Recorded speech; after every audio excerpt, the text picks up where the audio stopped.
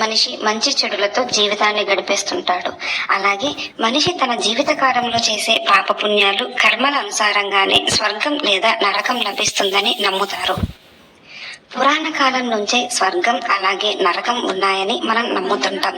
స్వర్గం అంటే ఎంతో ఆనందంగా సర్వసుఖాలను అనుభవించే విధంగా ఉంటుందని, అలాగే నరకం అంటే ఎంతో భయంకరంగా ఉంటుందని, అక్కడ ఎవరూ ఉండలేరని మనం ఎన్నో కథలు వింటూ పెరిగాం. ఎవరైనా స్వర్గానికే వెళ్ళాలనుకుంటారు, నరకానికి ఎవ్వరూ వెళ్ళాలనుకోరు.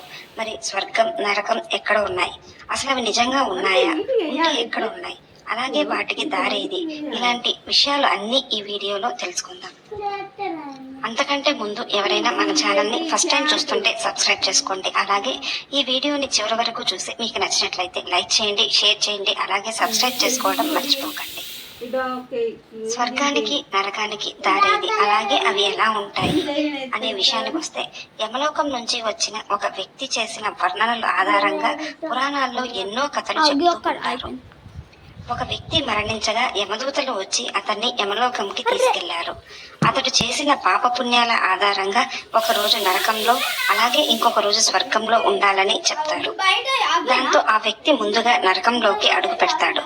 అక్కడ అంతా చెత్త చెదారంతో చాలా అపరిశుభ్రంగా ఉంటుంది. అలాగే అక్కడ ఉన్న వారంతా బక్క చిక్కిపోయి కనిపిస్తారు. వాళ్ళని చూస్తే భోజనం చేసి చాలా రోజులైనట్టు కనిపించారు.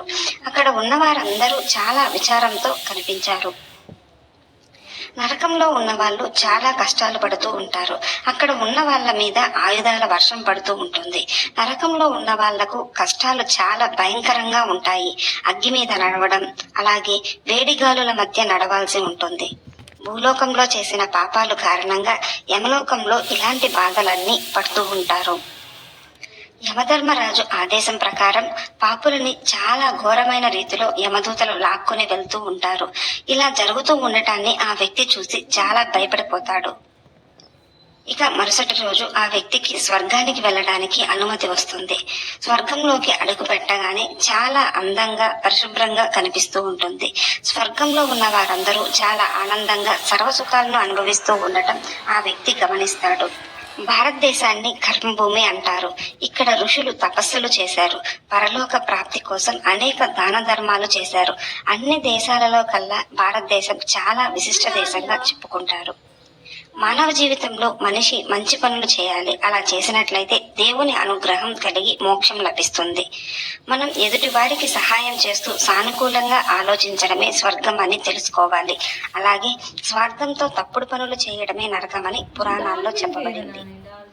ఈ వీడియో మీకు నచ్చినట్లయితే లైక్ చేయండి, షేర్ చేయండి, అలాగే సబ్స్క్రైబ్ చేసుకొని పక్కనే ఉన్న బెల్ ఐకాన్ని ఆన్లో ఉంచుకోండి. Thanks for watching.